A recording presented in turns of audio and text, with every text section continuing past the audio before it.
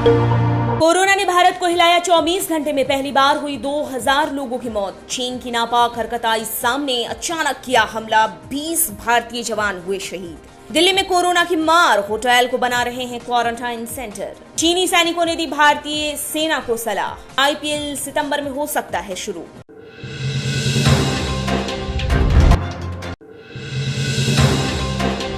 देश में कोरोना ने मचाई बड़ी तबाही। बीते 24 घंटे में हुई 2003 लोगों की मौत, तो वहीं 11 से ज्यादा लोग हुए कोरोना संक्रमित। देश में हो चुकी है अब तक 11,903 मौतें। अब तक हो चुके हैं 3,54,000 से भी ज्यादा लोग कोरोना संक्रमित। बीते 45 साल में आखिरकार लंबे समय से चल रहे विवादों के बीच चीन और भारत के बीच भीषण झड़प हुई।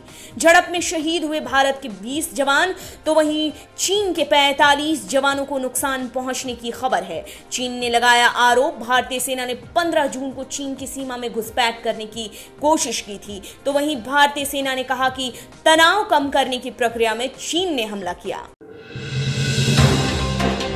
दिल्ली में पड़ी कोरोना वायरस की मार, हॉस्पिटल में कम पड़ रहे हैं बेड। हाई कोर्ट ने होटल सूर्या को दिया क्वारंटाइन सेंटर बनाने के आदेश। फैमिली अस्पताल से अटैच करने के लिए दिए आदेश। फिलहाल तैयार किए जाएंगे 120 बेड। हालांकि इसे केवल क्वारंटाइन सेंटर ही रखा जाएगा, यानी कि केवल लोगों के रुकने की व्यवस्था होगी, न कि इलाज की।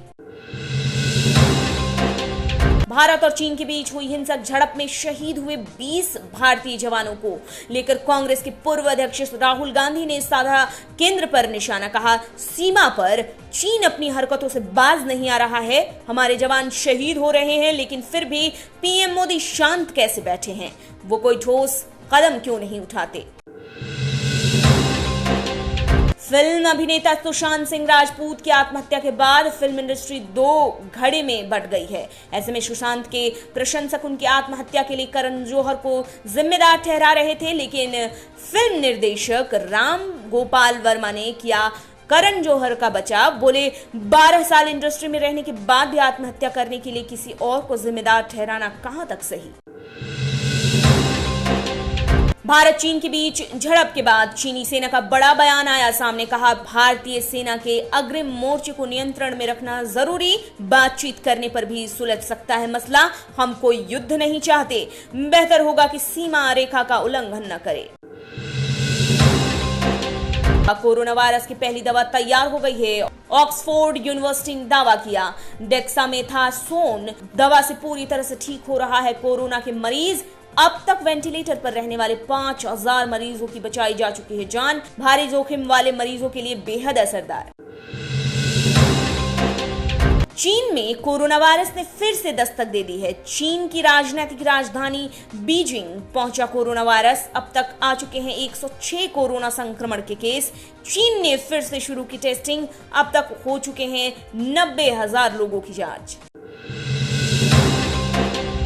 इंडियन प्रीमियर लीग सीजन 13 के इस साल खेले जाने पर बने संशय को बीसीसीआई ने खत्म कर दिया। 20 सितंबर से 10 नवंबर के बीच शुरू हो सकता है आईपीएल। हालांकि खिलाड़ियों की सुरक्षा को लेकर फिलहाल बीसीसीआई कर रहा है संस्थानों को लेकर चर्चा। जल्द होगी इसकी पुष्टि। नोकिया कंपनी ने भारत में अपने नए फोन नोकिया 5310 को लॉन्च कर दिया है।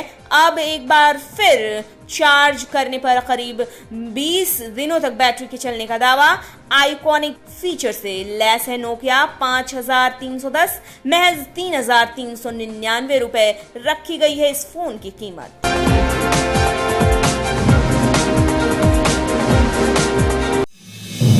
आप देख रहे हैं नेट्रिक न्यूज, साहस सच कहने का।